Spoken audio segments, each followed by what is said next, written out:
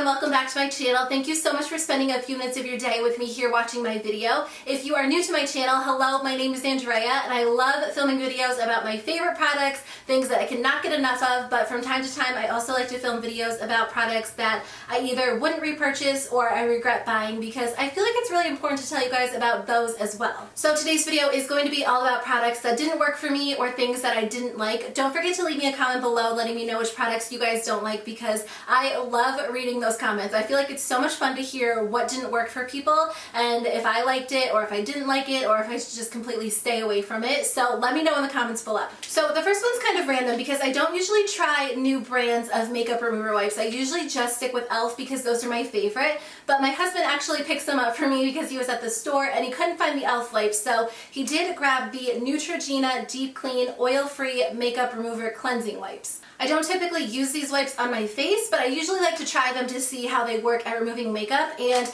I did not like these. I feel like they just didn't do a good job at taking my makeup off my face, or if I swatched products on my hand, they didn't really do a great job at that either. I feel like they were just kind of dry in general, and they are oil-free, so if you have very sensitive skin or you're looking for an oil-free option, it might be a great choice for you, but I feel like in general they weren't very good. So let's start with a few higher end products. The first one is the Stila Stay All Day Concealer in the shade Fair. I used to love this. I think I actually got mine from HauteLook, so I don't know that it is a current Stila product on their website. I will link it below in case it is and you guys want more information about it, but I used to use it to cover acne scarring or hyperpigmentation, and I didn't really like to use it under the eyes because I felt like it creased under the eyes, but I do feel like I used to like it for my face. I tried it again recently and it was not my favorite. I have so many other concealers that I prefer to this one. Benefit Boing is a great option, and I feel like this one just didn't do a super great job at hiding those imperfections, and it kind of blended away when I put my foundation on top of it. So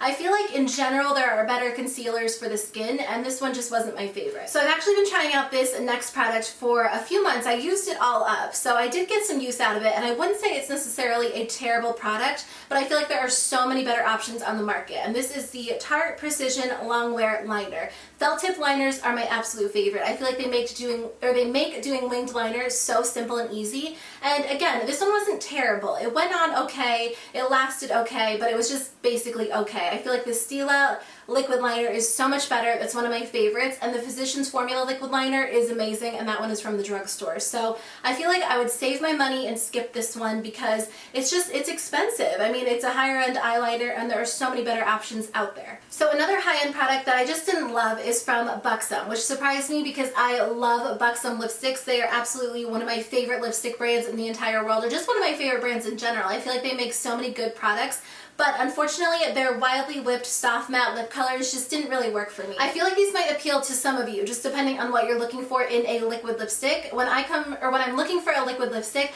I definitely want something that's super pigmented, that's going to last all day long, smudge proof, budge proof, kiss proof. I don't want it to move when it's on my lips, and I feel like these are nice because they go on really softly. They have a nice moussey whip texture to them, so they're very comfortable on the lips, but they do not stay in place at all. I liked them when they first came out, but the more that I used them, I just realized they weren't long wearing, they weren't kiss proof, they weren't smudge proof, and they're great if you just want something for a few hours, but I usually just prefer something that lasts all day long. So I recently tried a ton of Essence Cosmetics products and I loved so many of them. I loved the majority of them. I did a tutorial, so I'll link it in the description box below if you guys want to check it out, but I did want to try one of their foundations because I was trying to do a full face Essence look, but the foundation just didn't work out for me, and it is their Pure Nude Makeup, and I have the shade Pure Beige. It's supposed to be a really natural finish, it says on the back like a flawless coverage but natural finish makeup look, so if you're looking for like light coverage, it might work for you. Honestly, I definitely prefer like medium to full coverage,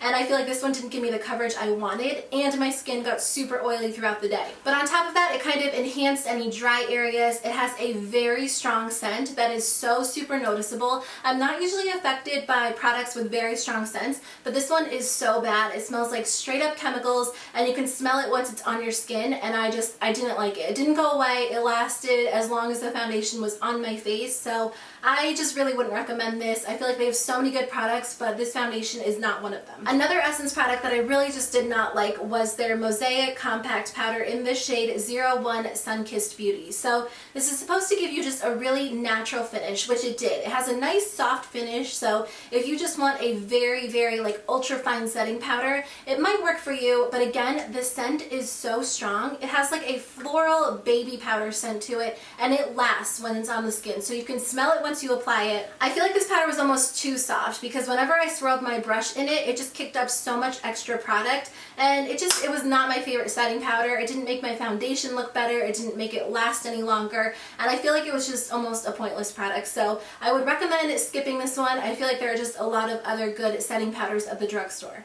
I'm not a big fan of the Maybelline Baby Lips lip glosses. This one is in the shade Pink Pizzazz, and at first I really liked these. I felt like they just went on nicely, they were hydrating, but I feel like they're just kind of a pointless gloss in general. You don't get a whole lot of product, there's really no color payoff, and I feel like for the price, I mean, there's better options out there. If you are looking for like a completely sheer gloss, this might be a good option for you, but it doesn't have good staying power. It's just in general not a really great product. I didn't find that it did anything for me, so I would pass on these. I know that some people like them, and I do like the regular baby lips in general, but the lip glosses weren't my favorite. Another lip product that I really just don't like is the Pacifica Coconut Kiss Creamy Lip Butter in the shade Sunset. I actually got this one from iHerb.com, and it wasn't a good product. Honestly, I would not waste my money on it. I feel like I had it for like a week or two before it completely dried out, and it didn't even work anymore, but before that, it just didn't have very good color payoff. There was literally like no pigmentation to it. It's not hydrating, it's not creamy. I don't know if I got a dud, but in general, I just feel like it is like one of the worst lip products I've ever tried, so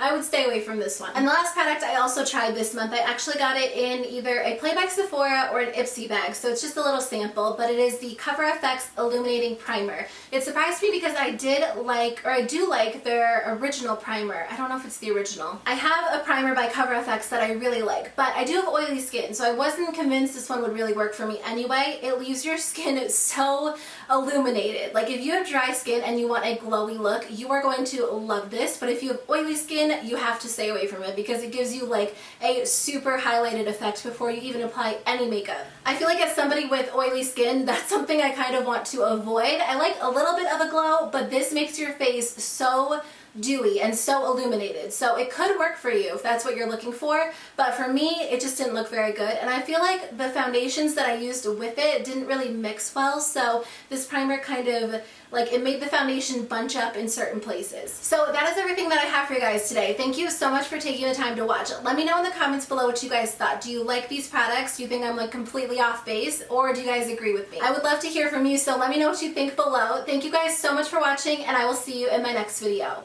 Bye.